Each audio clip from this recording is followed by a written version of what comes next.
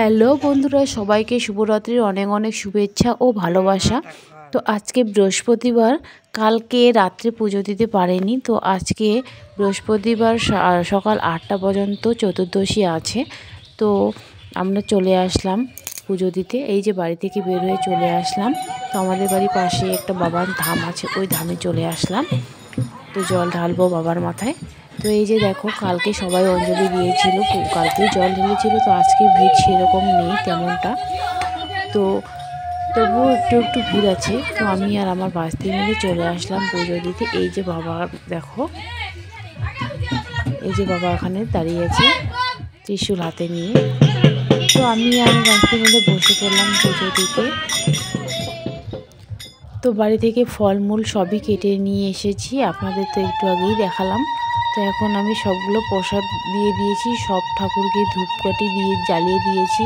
প্রণাম করে এসে এই যে বাবার মাথায় এখন জল ঢালবো। এই যে জল ঢেলে নিব এখনই।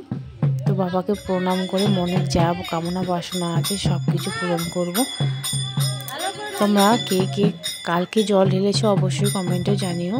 কালকে একটু সমস্যার কারণে আমি পারিনি জল ঢালতে, তো আজকে ঢালবো একটু জল। তো এই যে উঠে পড়লাম জল ঢালতে বাবার মাথায়। তো দেখো, এখানে যা মনের কামনা বাসনা ছিল সব কিছু বলে এই যে বাবার মাথায় জল ঢালতে শুরু করে দিলাম।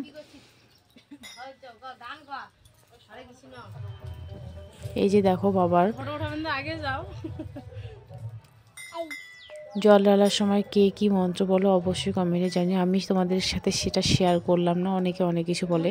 আমার মনে যা ইচ্ছে ছিল, কামনা বাসনা ছিল, সবই বাবাকে বললাম। বাবা অবশ্যই মনের কথা শুনবেন আশা করি।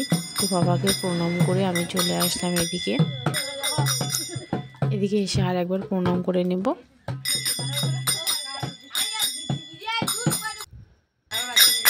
তো এখন বসে পড়লো আমার ভাস্তি। তো আমি যেরকম করে দিলাম সেও একই রকমভাবে দিবে। এই যে প্রণাম করে হয়ে গেছে ওর। তো এখন ও দিবে, আমার মাথায় জল ঢালবে।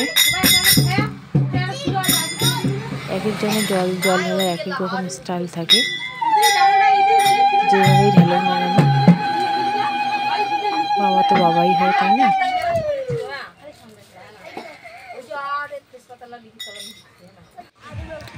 তো আমরা মন্দির থেকে বাইরে বেরিয়ে চলে আসলাম, এখন রাস্তায় আছি। তো বাড়ি যাব এখন।